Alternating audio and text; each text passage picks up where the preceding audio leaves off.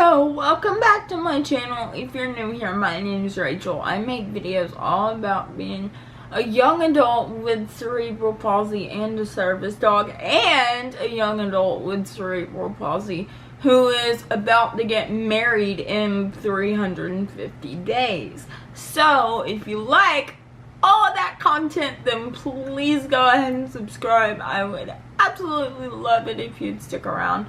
So, I just really wanted to sit down and talk to you guys about when we got my service dog Asher, which was a few months ago at the beginning of, not a few months ago, like a couple months ago, at the beginning of August, and it is now the beginning of October.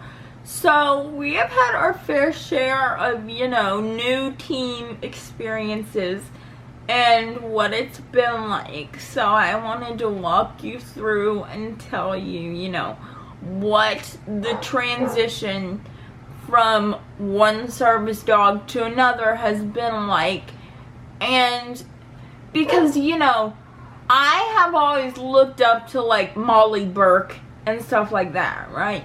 Well, she always says, like, the first transition to your first new service dog ever, after getting, like, your first ever service dog ever, if that makes sense. So, transitioning from your first to your second dog is the hardest, she has said. And I don't know. I agree with that in some aspects, but I also agree with it can be easy if you have a good team behind you, which I know she does, and I know me and Asher do as well. So we went and picked him up, and the next morning we met at, I think it was Home Depot, and we started his training with walking on the right side of my wheelchair, which was something we needed to start on immediately, and what we were going to spend the majority of the time working on while I was in service dog training with Alexia and had Alexia there, because I just need to know that he's gonna have a solid wheelchair heel.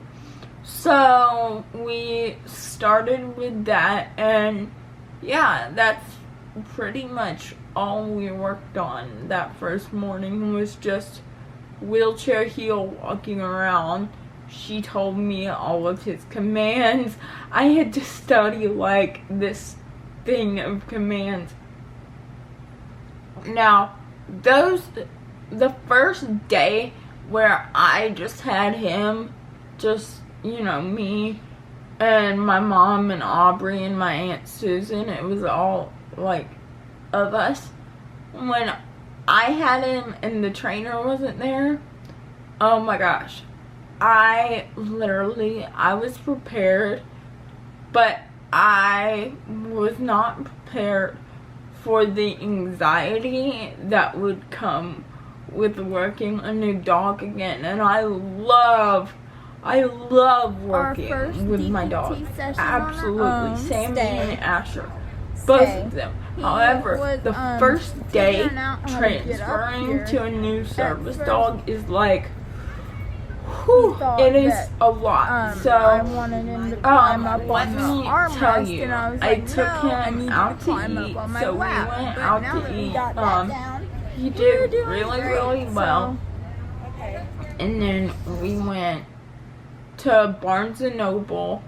Oh, the bathroom when we went out to eat was, like, too small, so he had to go sit with my Aunt Susan and Aubrey while they had lunch, because I had to go to the bathroom real quick, and that was an accessibility foul on the restaurant. So that was our first, like, inaccessible experience together, if you will.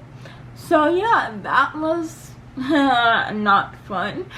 And yeah, so that was how our first like little bit of time when we went to a bookstore. I can't quite remember what it was called, but I remember pulling Asher over and doing DPT with him, and it was hard the first like few hours of being with him, because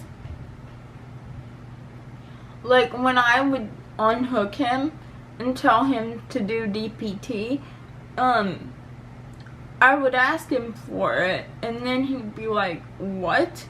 And like he wouldn't do it, and then I'd give him a correction, and Alexia's like, no, you don't correct them after they don't do the task, because you need them to learn that working for you, they get highly rewarded and stuff like that. So like you need to kind of treat tasking as something that's fun and friendly and, you know, all the things, which I do now. But the first day I was kind of like, how do you get him to do this? How do you get him to do that? I mean, I knew all the phrases, but like putting them to work was like doing a hard math problem. Like it was not not easy. But probably about midday, I saw the issues we were having, and I knew what they were so that I could quickly address them. So I got in the car with my best friend Aubrey and with my mom, and we called my trainer and we were like, hey, here is the issue.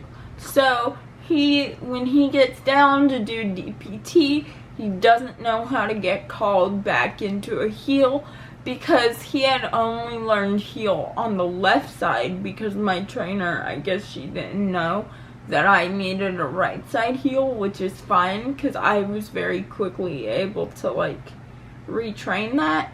However, that was something we struggled with the first couple days, was him learning how to get recalled into a heel. And as far as deep pressure therapy, I've practiced the command easy up, and I've rewarded him. I did reward him a lot, and I really like heavily rewarded him. Even after we got home though, that was something he was still kind of struggling with, which is a big deal for me because pain management is like one of the most important parts of his job. And it wasn't like he wasn't refusing to do it. It was like he was confused. Like he would get up on my lap and then he'd hop right back down. Whereas Sammy, he would hop on my lap and stay there. You know what I mean? So it was a duration thing. So that was the first issue we had to conquer. The second issue we had to conquer was, how do I say this? I have bad habits of paying too much attention to my dog and not paying enough attention to myself, and not having enough of an authoritative voice with my dog when they are working is one of the issues that I have. So I've been working on that a little bit. So we had our first virtual session with Lindsay. She gave us homework. And yeah, like literally now he's just doing so good. And let me tell you, our bond, you guys, a bond with my next service dog is something that I prayed over strongly and hardly over and over and over again. And Lord, did I get that? Because literally this dog, like, and we're only like 3 months into our career at this point, okay? We have a long career ahead of us. In a good way, you know, we have years and years ahead of us is what I'm saying. But, like, I'm just so proud of how he's come. Like, my mom, you guys will be able to see in the first few clips that I show here from, like, the first day of him walking around town with me.